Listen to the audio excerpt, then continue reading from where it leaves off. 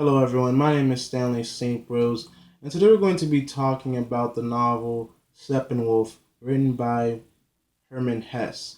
Now, before I go into the summary and explanation of this novel, please remember to leave a like, subscribe, and comment so that the channel can continue to grow and so that I know to keep making videos. The more you guys interact with this channel, the more it pops up on YouTube searches. So this novel is quite interesting, and the reason why it's interesting is because we meet this man by the name of Harry Holler. Harry Holler is a man who is divided. There is a part of him who is animalistic, and another part that is extremely smart and civilized. Now, the problem with this is that when Harry is, with other people who are intelligent, with people who are in the upper class, and he is in his sophisticated side, he's fine. But when his animalistic side appears in the presence of people who are sophisticated, he doesn't really fare very well. And when he is in his animalistic side and he is in the company of people who are animalistic and his sophisticated side shows up, that doesn't work as well. So it's really hard for him to live in the world where himself as a whole, his being as a whole, can't really be present at all time. And he's really facing different things. We see him go through depression within this novel, and he goes on at a point in the novel where he wants to commit suicide. But we won't go that into that yet. Let's just cover the beginning and just go through the novel, from beginning to end. At the beginning of the novel, we see Harry move into this house. In this house, the landlord is this woman. Her nephew lives in this house, kind of like it's more like a building. It's a house that has apartments in it. So she's the landlord. Her nephew also is renting or lives in the house. And Harry comes along. He asks for an apartment. He gets one. But the thing that he says that makes him, stand out, he asks the aunt to not inform the police that he is staying there. Now, this gets the nephew kind of thinking, why is this man asking my aunt not to tell the police? This is very suspicious. So the nephew keeps an eye on Harry, and he's just making sure that this Harry is not going to give his aunt trouble. So that's really what how much we're introduced to the aunt and the nephew. I'll get to tell you guys more about them later, but that's really what where their roles come in. So what we learn next is that the Steppenwolf Harry is a person who doesn't stay in one place very long. He's kind of this person who travels here and there. He does earn money. He's very smart, so he can make money, but he's never in one place for very long. He's always traveling. There's several places in the novel where he's in one city in one night, or he's in one city in one month, and he's in another in the next. So he doesn't stay in one place for too long, and he loves to walk. He walks from street to street, block to block, covering entire cities. Looking, going different places, going into different places. He's trying to experience life, but everywhere he goes, he's not really happy. He's not really enjoying his life. And it's because his self is divided. His self can be animalistic, and at times it can't be. So there's different things that he's feeling. Like, for instance, he thinks that he doesn't really knows what love is, and we're gonna get to that, and how he learns to be in love and how he learns how to love women. So what ultimately happens is Henry at a certain point, he meets this woman, and the nephew, he's kind of like trying to pry into Harry's life, because this woman does show up, in Henry's house. He sees them on the street, and he's trying to wonder what this who this woman is. And this woman, she's pretty, and the nephew, he just thinks that, okay, maybe Harry just has this woman that he's interested in now. He has a love, but really he doesn't know the full story, in the beginning of, this novel. Um, what really brings the nephew to learn, who Harry Holler really is, excuse me, is the situation where Harry leaves this house. He pays and he leaves his like manuscript or archive or this written document, to that details who he is and what his life has been. And this the nephew, he becomes the editor. He becomes, the person who tells the story of the Steppenwolf. We know that Harry is the Steppenwolf. Harry leaves his manuscript. He leaves his archive. He leaves his document. Um, the novel calls it, the novel tells us that it's just an account of, what Harry's life was and is. And so the nephew takes it, he ends up publishing it, and by publishing it he tells us, what the life of Harry Holler was.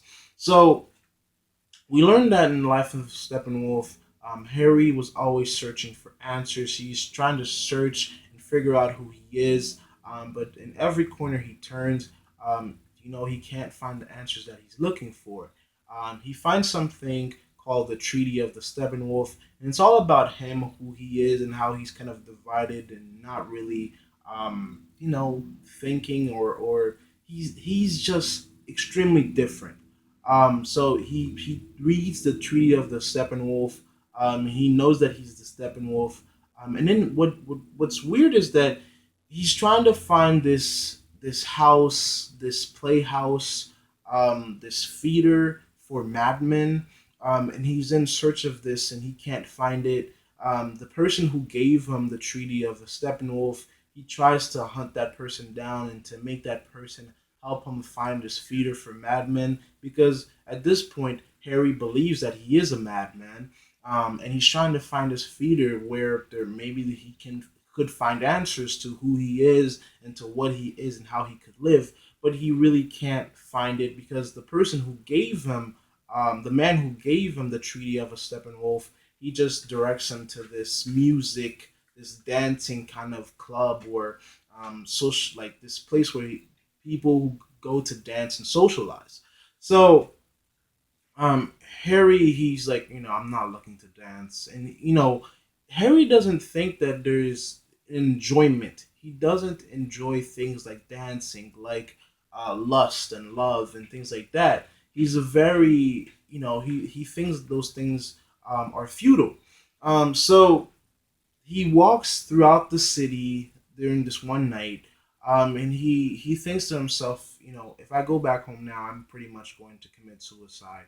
So he keeps on walking, he keeps on walking, and keep in mind that the editor, the nephew, he's telling us this. He's going over the manuscript, and we're learning about, you know Harry Holler through his manuscript, through his accounts, and he walks into the dancing place, into the social club that the person who gave him the Treaty of the Steppenwolf, sent him to.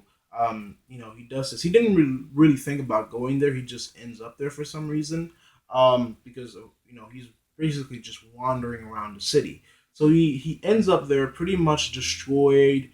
He thinks that death is after him. He knows that if he goes back home, he's going to commit suicide.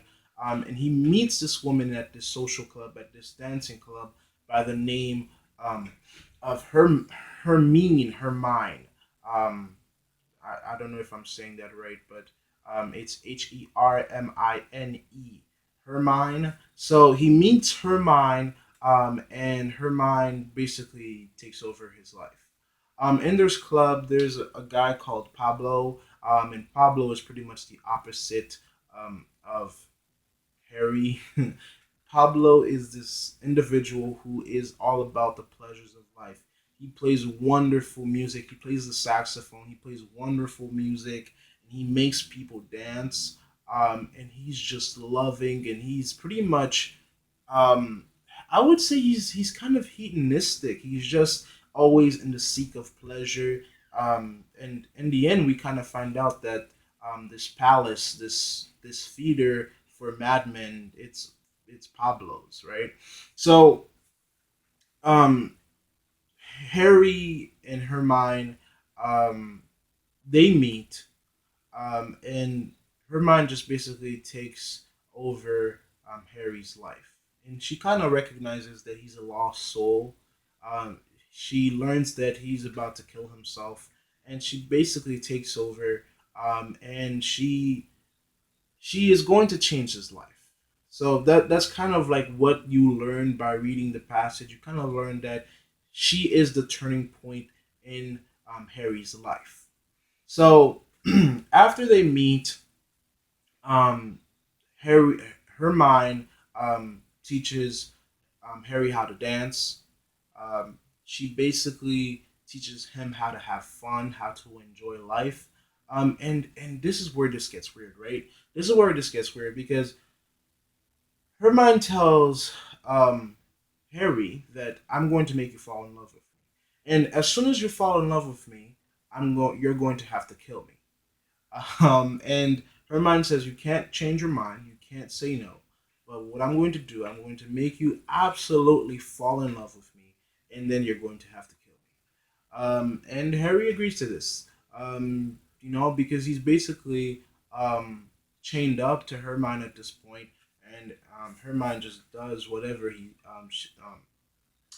Hermione tells Harry to do, he does it.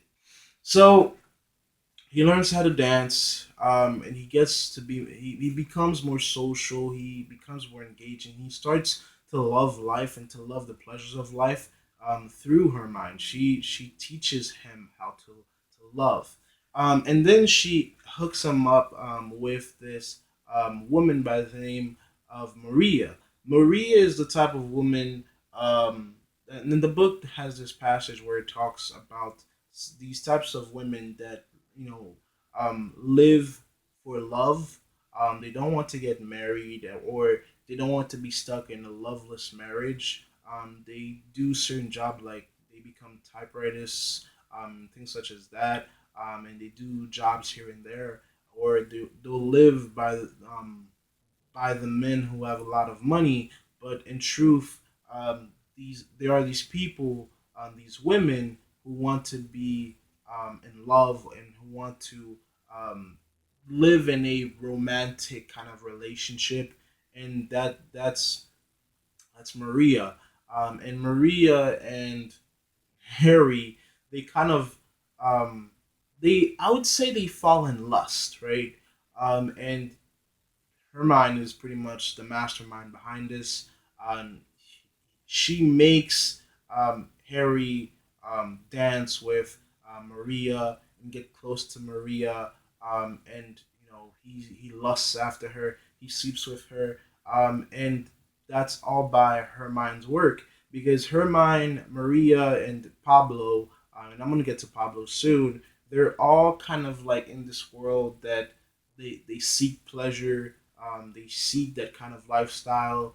Um, but the thing is, what's important to take note is that Hermione is not totally happy because after all, she does want Harry to kill her, and you know both her and Harry have this connection between each other where they're both are in different places, but you know they're both are not happy with their lives.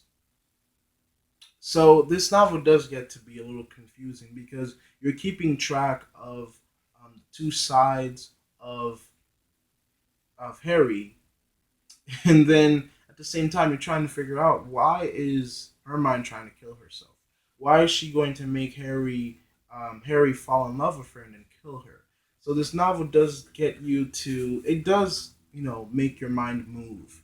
And so let's get to Pablo. Pablo is this guy. He knows how to make people dance. He knows how to play the saxophone.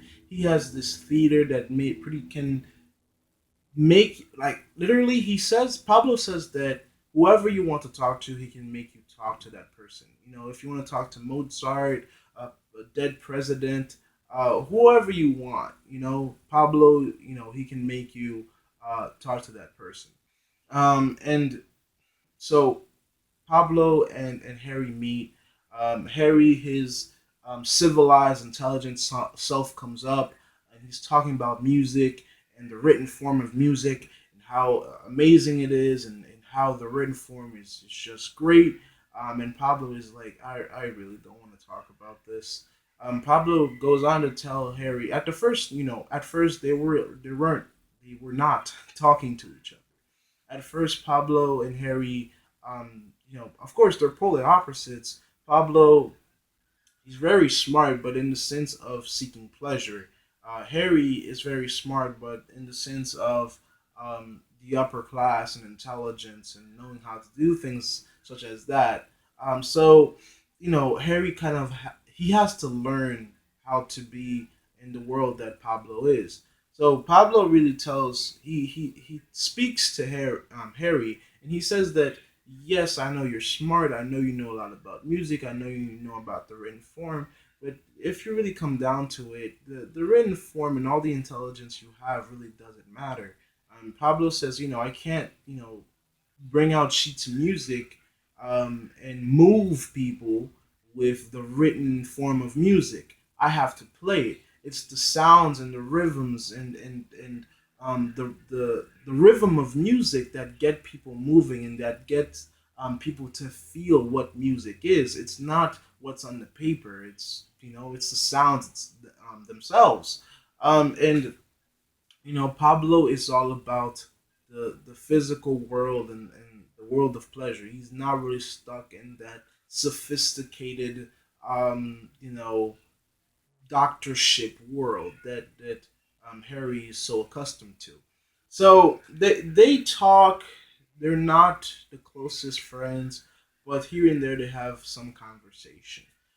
So Hermione helps Harry. He learns how to dance. It comes to the point where he knows how to dance very extremely well, and he starts to fall in love with Hermione. He starts to find a joy in this world. Now, before he does actually fall in love with Hermione, there's this big ball, this big dance. It's like a masquerade ball, and Harry goes. They all go. Pablo, Hermione, Maria. They all go. Um, Harry danced with Maria at the ball. At first, he didn't want to go. He tried to fight it. And there's several parts in the novel where Harry tries to fight between himself and the wolf. So and it's tough to say. Maybe it's just they're both sides are him, right? I said that himself and the wolf. Well, maybe that's not totally it. Maybe it's just him fighting against himself because the wolf part of himself is still himself. So this novel, it really does get to you. It does make you think about these two sides of Harry. So at this masquerade ball, Harry dances with Maria, and then he finds Hermine, who was dressed like a man. They dance, or they have a competition amongst themselves to see who can dance with the most ladies. After that was done, Hermine gets changed into another, um, into a dress, and then she dances with Harry, and then he actually falls in love with her. He realizes that he's in love with her. So it comes to the point where, as the reader, you're kind of thinking, okay, Harry's doing better. He's not thinking about killing himself anymore. He has a reason to live. Here's this woman that's beautiful, that he likes, that he loves. They're gonna get married and all of this.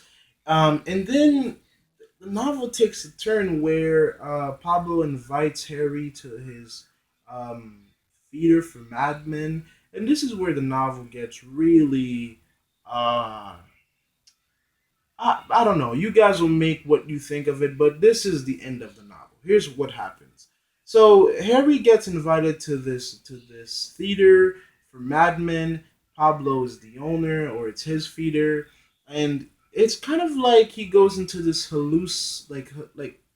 hallucination where he's meeting, Mozart. He's meeting, different people, and he's having these thoughts, and um, it. Okay, so there's one scene of this hallucination where he sees a human or a man controlling a wolf, and then after the man, makes the wolf roll over, sit, and all the things you make a dog do. The wolf takes control, and then the wolf makes the man do those same things. So of course, that pretty much is kind of like showing what's going on with Henry and what his duality is. And then you see him going through many different um, situations, different things, and figures. Very prominent figures are talking to him. So it's kind of like this huge like he's having this huge hallucination at the end of the novel. Then the novel kind of ends with him discovering Pablo sleeping with Hermine that he's now in love with, and then he stabs her in the armpit, and then she dies. But then it's kind of like Pablo wakes him up, and then Pablo says you could have made a real mess out of things, and then the novel ends. So that's Steppenwolf.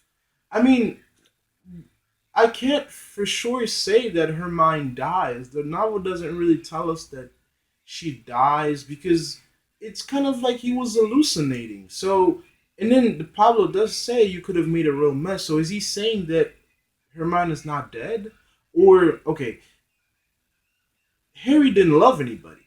And then he kind of discovers Hermione sleeping with Pablo at the end of the novel, and then he kills Hermione. So was he jealous? Was he so in love with Hermione at this point that he killed her? And then, okay, does this also fulfill Hermione's? If she is dead, does this fulfill Hermione's wishes to be killed by Harry? Um, yeah. So there's a lot of questions to be asked. Um, there's a lot of questions to be asked. This novel, it is interesting and quite weird.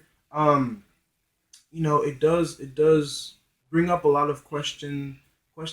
Herman Hesse did say himself that this novel wasn't well understood by the people who read it.